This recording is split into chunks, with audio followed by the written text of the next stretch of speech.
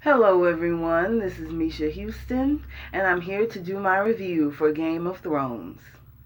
Tonight's episode is entitled Dragonstone, and I thought that it was a very good episode for the first episode of the season. I didn't feel bored by any of the scenes, and I thought that the interactions were good, and I'm hoping for more. I'm hoping for more as time passes. The recurring theme that I saw in this episode was of women who had men that were interested in them, either for marriage or for sexuality or for an alliance, were all playing hard to get with their men. And I'm sure as beautiful women, we've all done that at one point or another. So good luck to all of these women, and I hope that they all get what they want in time. I will be naming those women once I get to them in the story. The first group of people we go to is Arya and all the people and the members of House Frey. There is a great feast going on in the great hall of the Twin Towers of Frey. Walder Frey, the family patriarch, stands up and addresses his family. He says that, I know that you're wondering why I called you here tonight. But he said that he's just here because he wanted to have a feast with his family. He knows that it's uncommon for him to have two feasts within 2 weeks, but he just wanted to spend time with his family and plan with his family now that winter has arrived. Walder Frey snaps his fingers and Arbor Gold, the finest wine in Westeros, is served to all of the members and all of the people in the hall. Before he says that he wants to start planning to his family, he says he wants to give a toast to his family. So everyone in the hall stands up with their glasses and they raise their glasses in toast. Walder Frey lifts his own goblet and speaks the words of House Frey. We stand together. Everyone in the hall, besides Walder Frey himself, drinks deeply and they cheer. Walder Frey's young wife, who is standing next to him, wants to toast as well, but Walder Frey says, I'm not going to waste any good wine on a damn woman. Walder says that he's not the most pleasant of men, but not the most pleasant of men, but he is a man who is proud of his family. He says that he's proud of his family and thinks that they are brave. He says that he thinks that they are brave for helping him slaughter the Starks at the Red Wedding. All the men of the hall laugh and cheer. He calls them brave. Walder Frey calls them brave men because they butchered a woman that was pregnant with an innocent baby.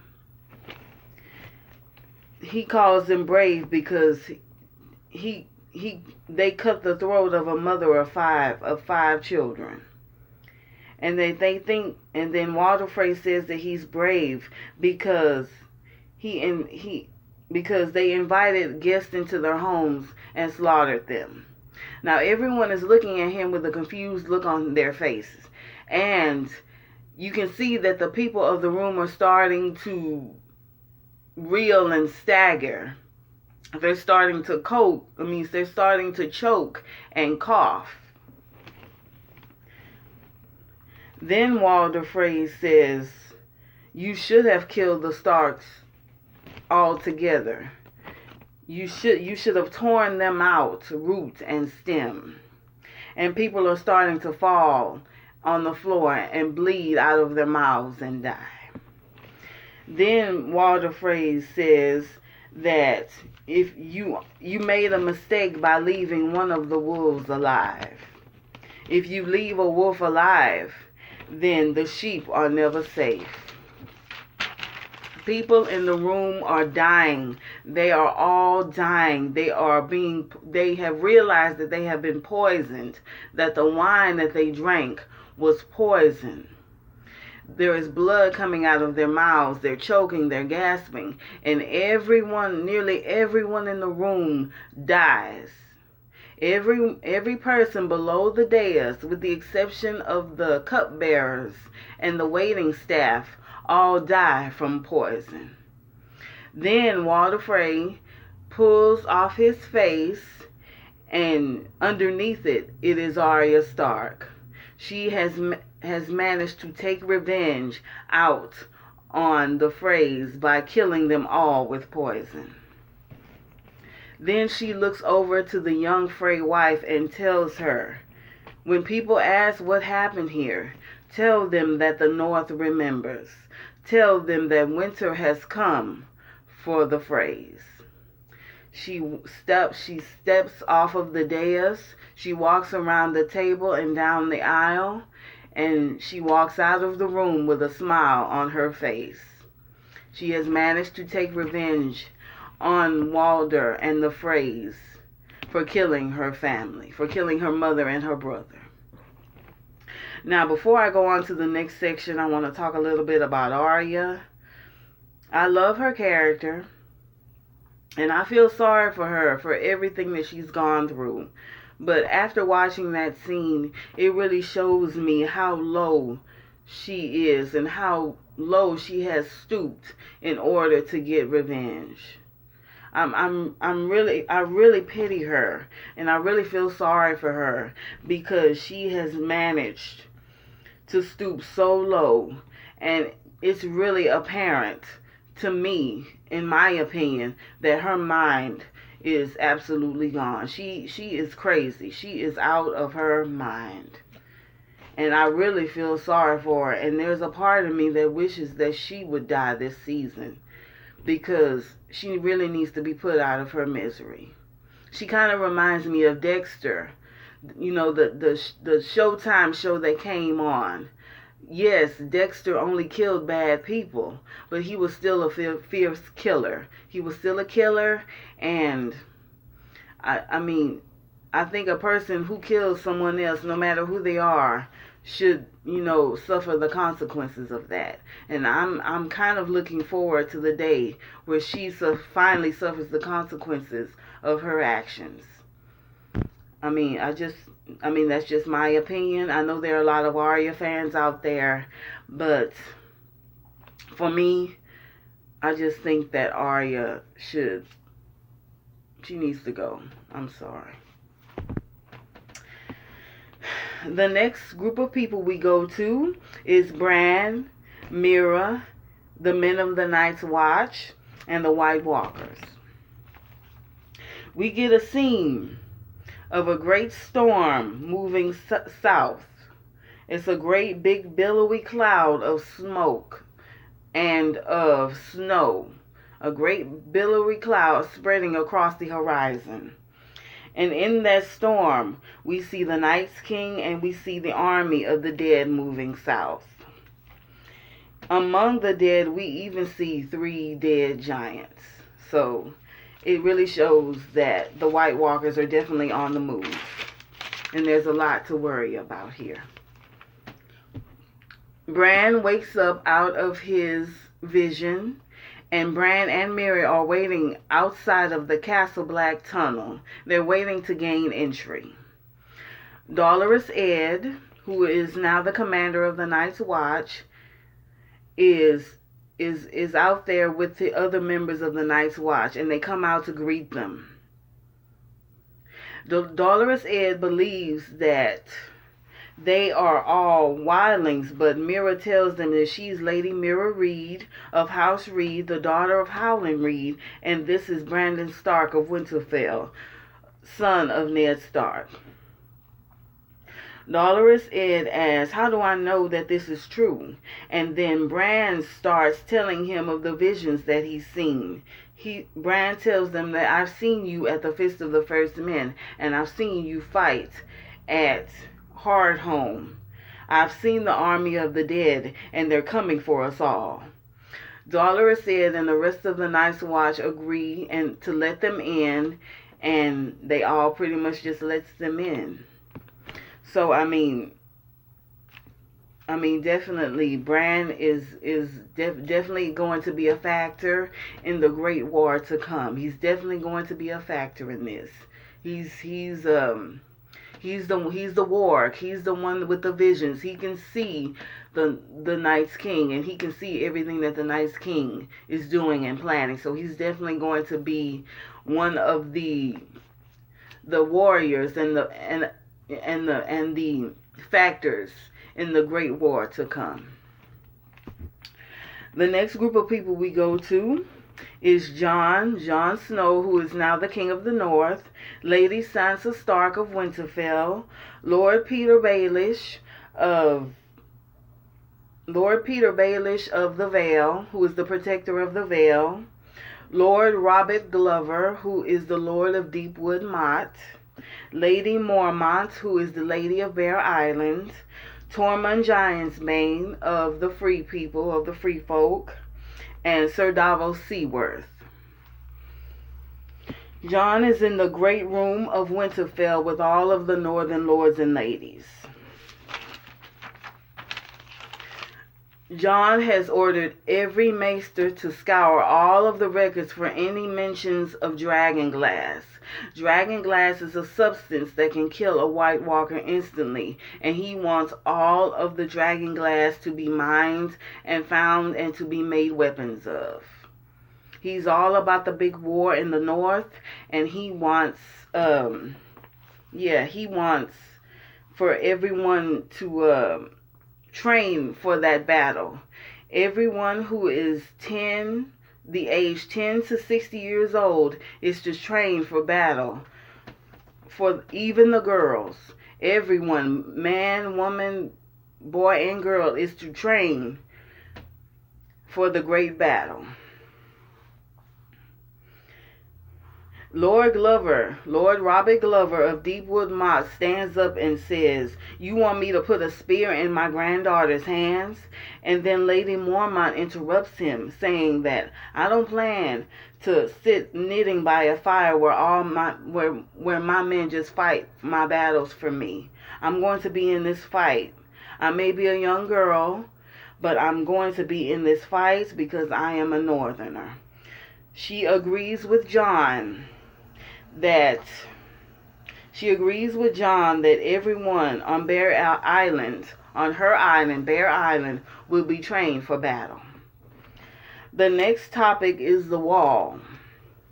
And Jon tells everyone that the wall has not been manned properly for many, many centuries. And that is true. There are 19 castles on the wall, and there are only 3 that are properly manned and armed. So he asked Tormund Giantsbane to have him and his wildlings guard all the castles on the wall, and Tormund agrees with that happily. He's happy to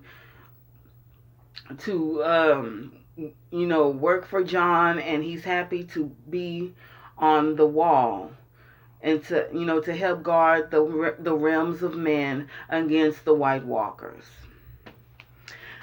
The next topic we go to is of Last Hearth, which is a castle that was owned by the Umbers, and Carhold, which is the castle that is owned by the Karstarks. The Umbers and Karstarks fought against the Starks in the Battle of the Bastards last season, and they lost. And now it's become a debate on what we should be doing with those castles.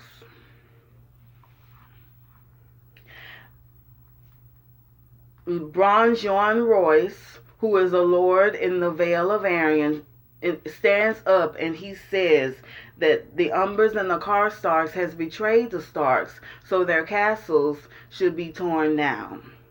Then Sansa tells him that the castles themselves did no harm. Maybe we should use them. We're going to need every stronghold that we can for the Great War. So we should give those castles to the people that were loyal to the Starks. Jon says that the Umbers and the Karstarks had been faithful for generations, but Sansa challenges him and says that they broke their faith, which is true. The Umbers gave Rickon, which is the Stark's younger brother, to the Boltons, and he was eventually killed. And she wants the castles to be given to the people who was loyal to the Starks. She wants to give the castles to the families that were loyal to the Starks, and families and children and orphans of the men who died fighting for fighting for Jon and the Starks. But Jon doesn't want that. He says that when he was in the Night's Watch, he executed people for people who were disobedient to him, people who committed treason, but he doesn't want to punish, two innocent children because of the sins of their fathers. He tells Sansa and everyone in the room, this is my decision, and my decision is final. Sansa doesn't like that, but she eventually agrees. Ned Umber, who was the son of Small John Umber, and Lady Alice Karstark, which is the daughter of Harry and Karstark, stepped forward. Two innocent children, and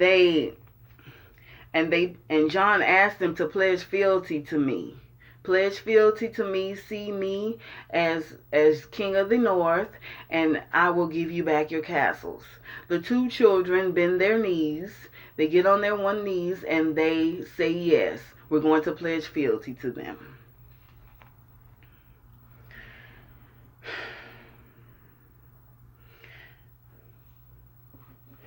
Now, before I go to the next section, I'm going to say that in this scene, I agree with Sansa.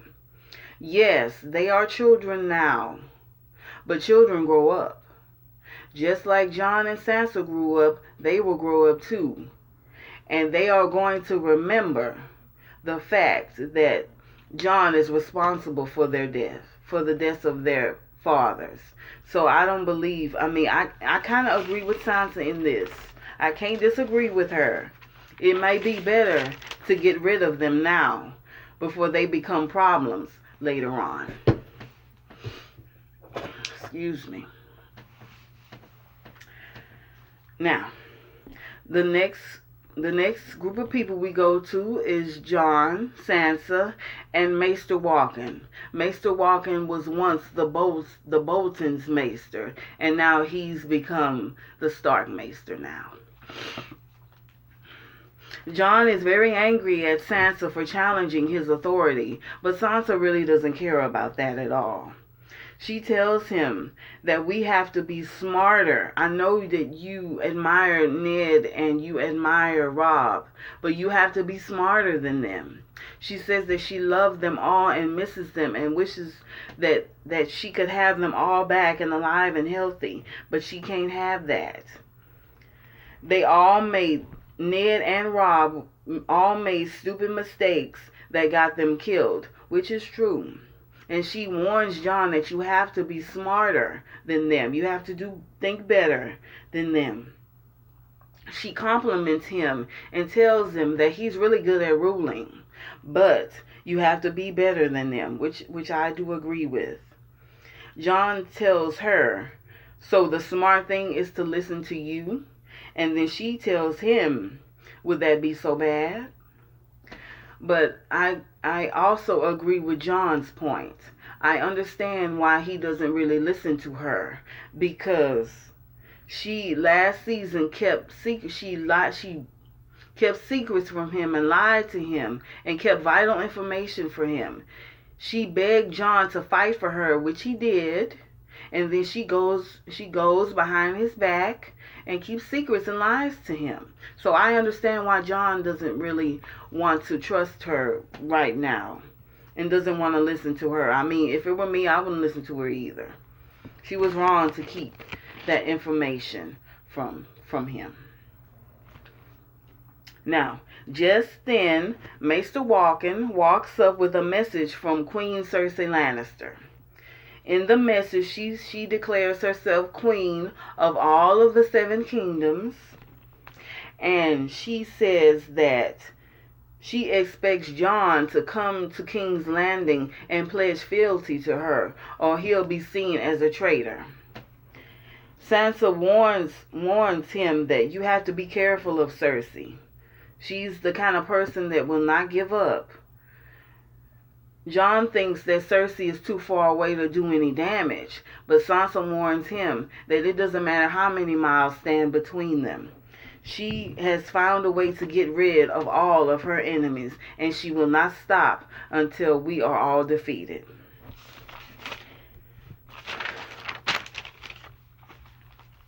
Jon says to her, you act as if you admire the woman. And then Sansa tells him, I learned a lot from her. So, I mean, you can tell that Sansa is not the person that she once was. She's not the little girl anymore. And is not that far from Cersei. She's really not that far away from her as she once was. She hated Cersei, but now she has more of an understanding of her.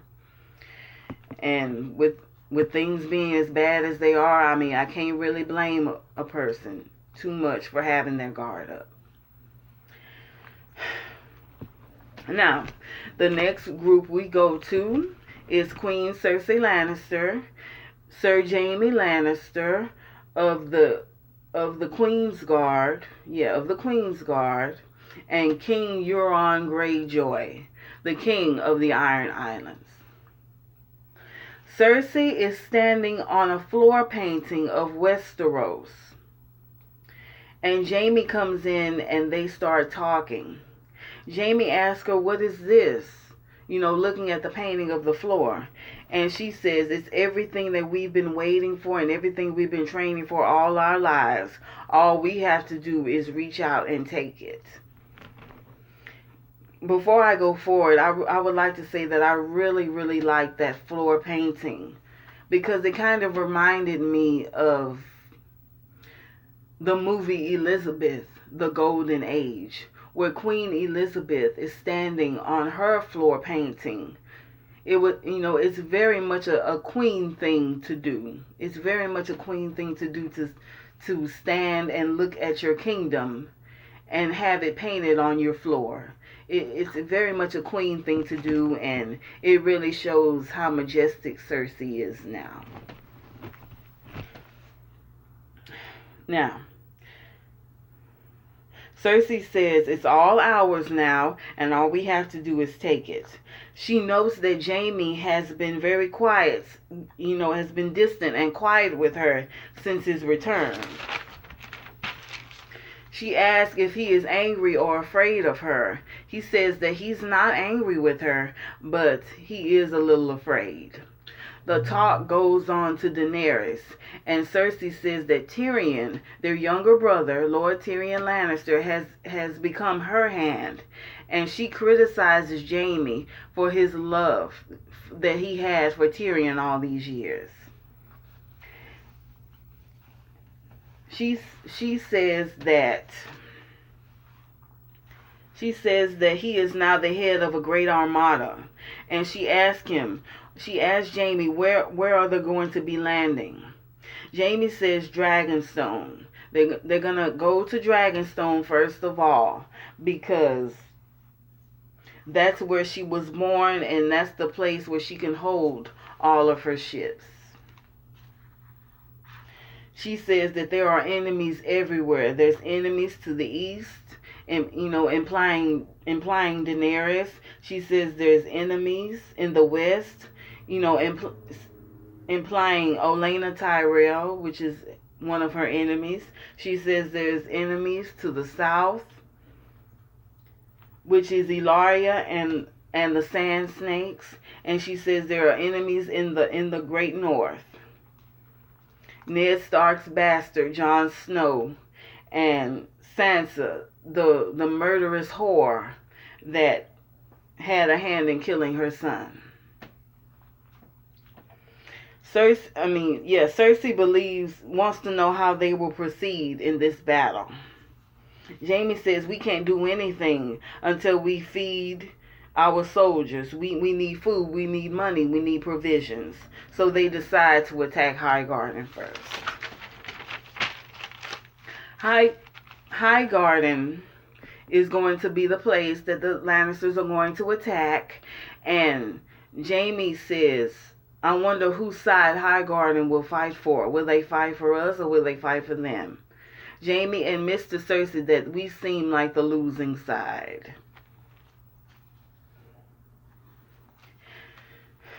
Jaime tells Cersei that she doesn't know the danger that she's in, but Cersei tells him, oh, I do know the danger that we're in. I do know exactly what's going on. This is a fight for our survival. This is a fight for our survival. And she knows that the winner gets to live and the loser dies. She says that whoever wins this battle can launch a dynasty that can last for 1,000 years. But Jaime tells her, a dynasty for who? Our children are dead. And then Jaime also mentions Tommen. And he obviously knows that Tommen killed himself. Cersei said, I can't mourn him right now. I can't do anything about that right now. Plus, she feels that he betrayed her, which is true. He did betray her, and she admits that she loves them all. She loved her children and she loved her father. But there's nothing that we can do about that now. We have to focus on what's going on here. Jaime tells her that we need allies. And the Freys were really our only allies, and they were now killed.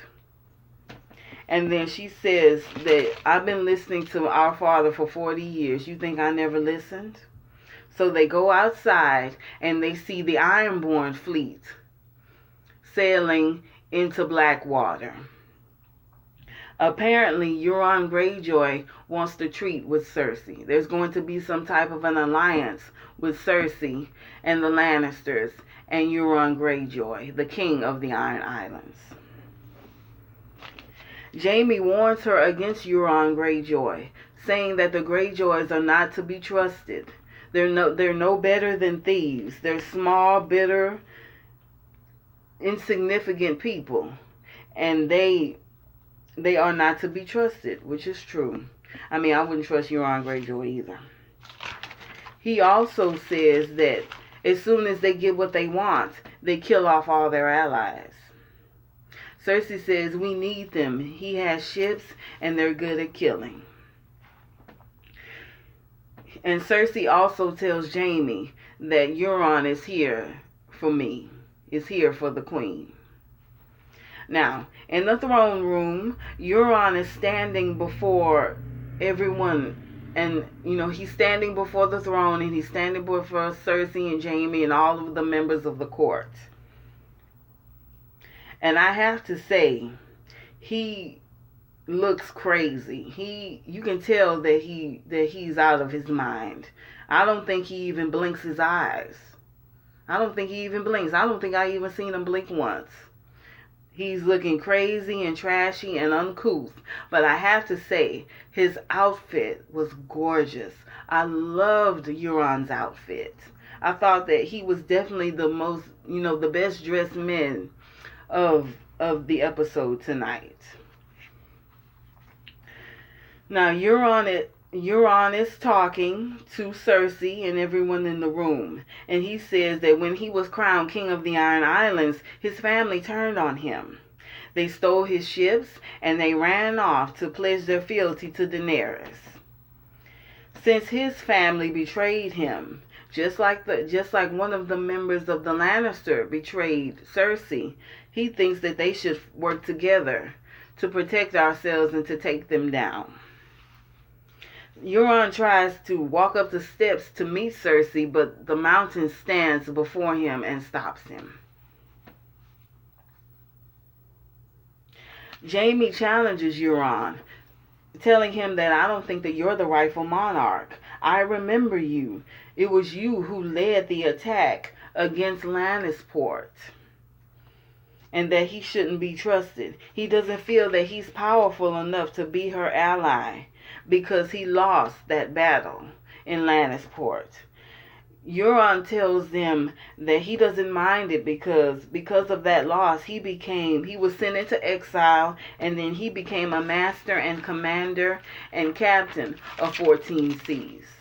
He sees that loss as something that could be turned around for something good. He says that I know that you don't really care about the Iron Islands, that they're nothing more than shit-stained rocks to you. But the Iron Fleet is the greatest armada that Westeros has ever seen. And with such a great armada, you can defeat all of your enemies to the south, the east, and the north. Cersei asked him outright, what do you want in return for this? Euron says that I've dreamed all my life of marrying a beautiful woman. And here he is now. He has 1,000 ships and 2 good hands, which is a jab towards Jaime Lannister.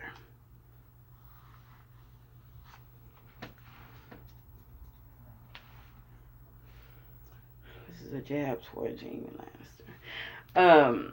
Cersei then turns down his offer for marriage, and when he asks her, why are you turning me down, she tells him that I know that you can't be trusted. I don't know you, I don't trust you, and I know that you have a penchant for treachery. You kill your allies as soon as you've gotten everything you wanted out of them. And she says that I know that you also killed your brother too. Euron tells her that you should try it for yourself. It's fun. Euron says, I know that you wouldn't trust me outright, but the best way that I know to a woman's heart is to get her a gift. A precious and priceless gift, and I won't come back here. I won't return to King's Landing without a gift for you. So he turns and walks off. Yeah, Euron is crazy. Euron is absolutely crazy.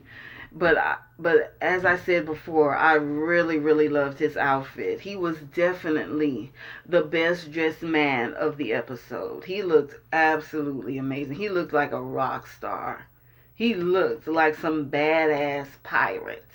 And I just thought he was definitely the best looking man and the best dressed man in this episode. So props to the costume designing department of the show, because they've done such a wonderful job with all of the costumes. Now, the next group of people we go to is Samwell and the Archmaester.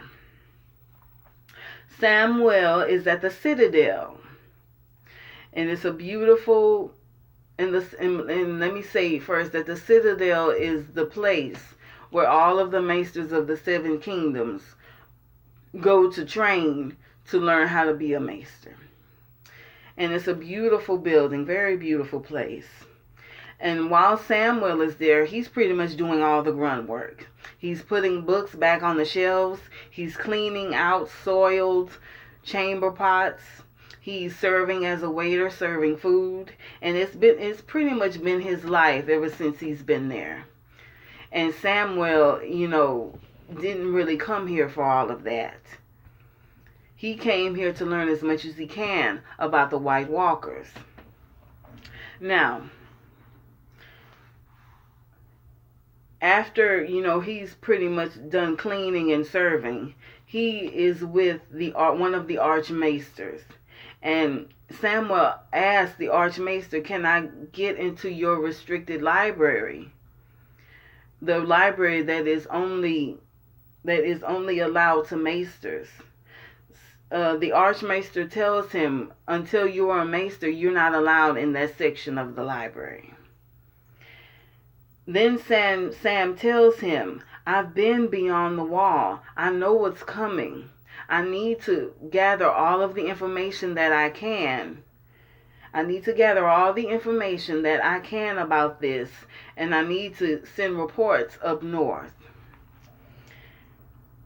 The maester tells him, a long story short, he tells him that the wall has stood for 1,000 years, and every winter that has come has eventually ended. He pretty much gently and kindly brushes him off, and then he sends him back to work. Later on, Samuel steals the keys. He goes into the restricted library, and he steals some books on the long night in the north and the winter, and he leaves. And I applaud him for that. I mean, it's ridiculous that they have him doing this when there's a huge threat going on in the north.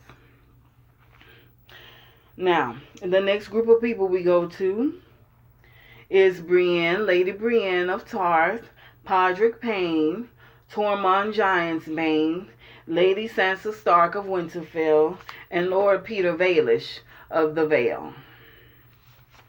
Brienne and Podrick are practicing in the Winterfell courtyard. Brienne is soundly defeating him. Then Tormund Giantsbane, who has a crush on Brienne, walks over and she is distracted by him momentarily. Pod manages to get a hit on Brienne, and then Brienne knocks him into the snow. Tormund smiles and says, you're a lucky man. Sansa is on the balcony watching this, and then Peter Baelish comes by. He says that Brienne defeated the Hound in single combat and that she's a very impressive woman. Sansa asks him bluntly, what do you want, Lord Baelish? Then Peter tells her that he only wants her to be happy and to be safe. Sansa tells him that I am safe. I'm home, I'm surrounded by friends, and Brienne is here to protect me from anyone who would do me harm. Baelish then asks her, what about happy? Why aren't you happy? What do you want that you don't have? And then Sansa tells him, right now I only want some peace and quiet. Brienne comes up the stairwell to talk to Sansa, and Lord Baelish excuses himself and walks off.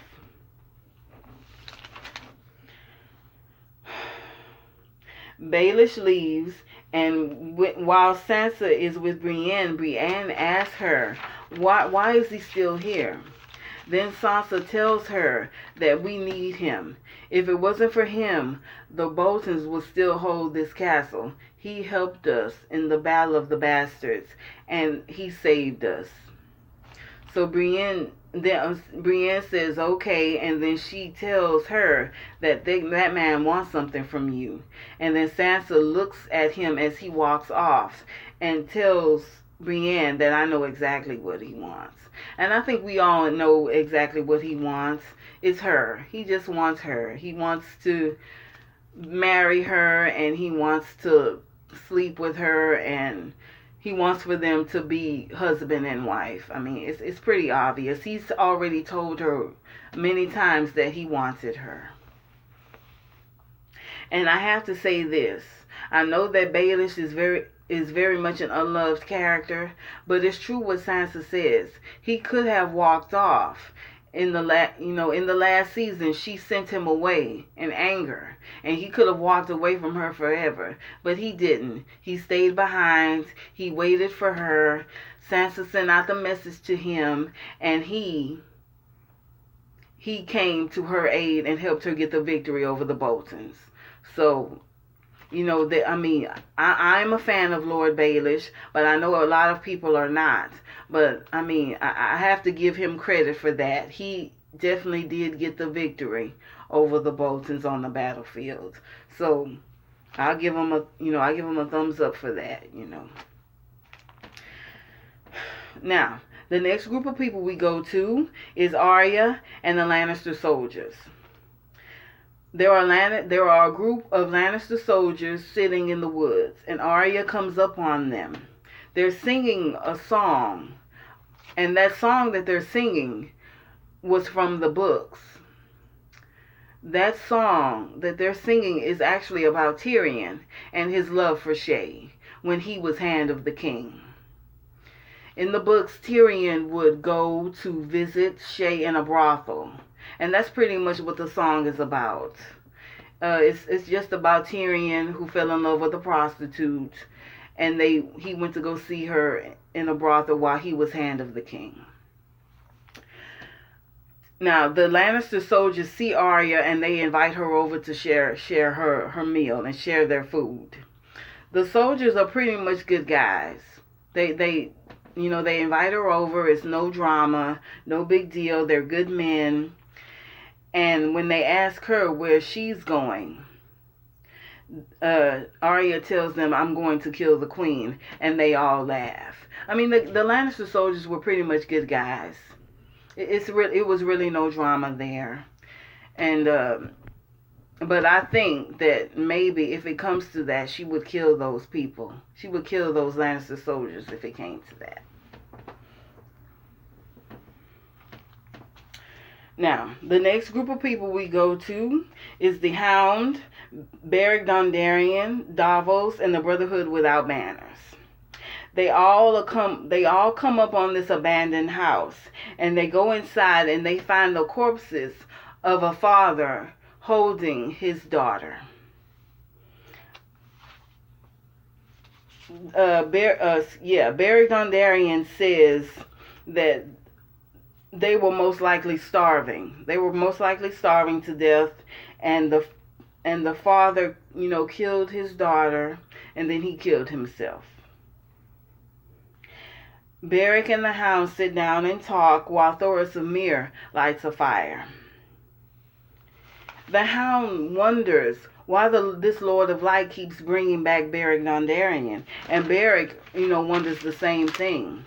He says he doesn't know why and he doesn't understand. All he knows is that the Lord of Light wants him to live. Then Thoros calls him over to the fire and asks the Hound to look in the flames. At first, Clegane sees nothing. He sees nothing.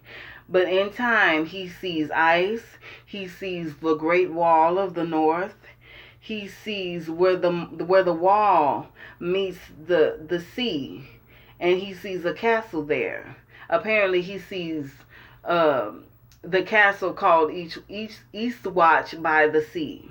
And he sees thousands of dead. He sees the Night King, and he sees thousands of dead bodies marching towards that point.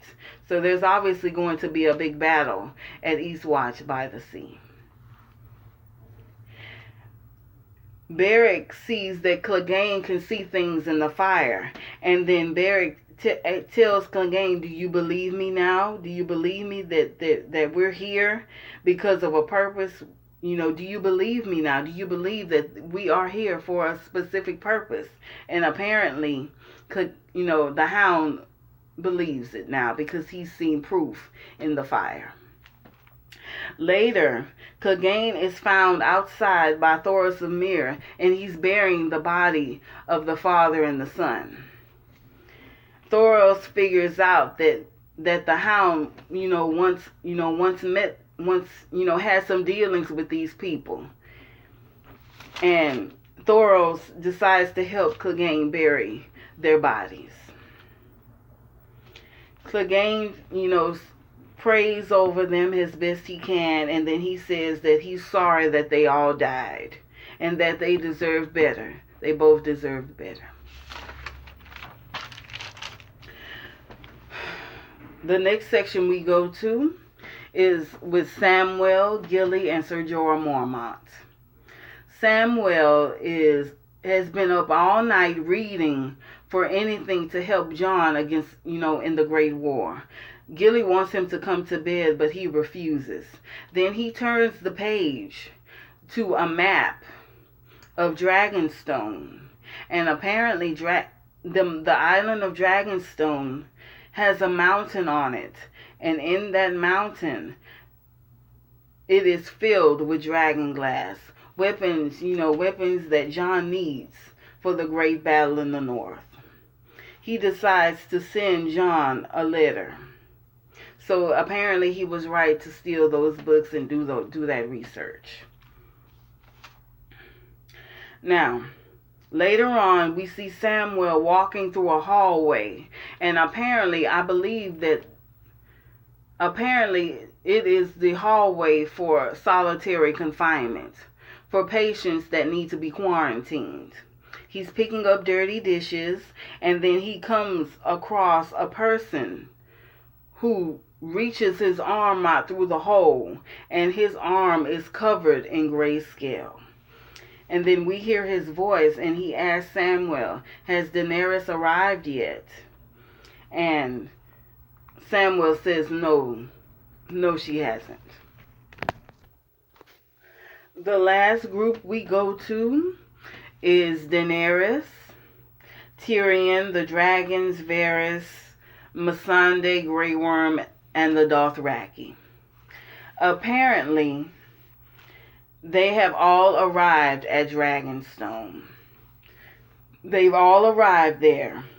She touches the sand. She goes into the gates. She goes into her throne room, and she sees a banner, Stannis Baratheon's old banner, and she brings that down. Then she also goes into the room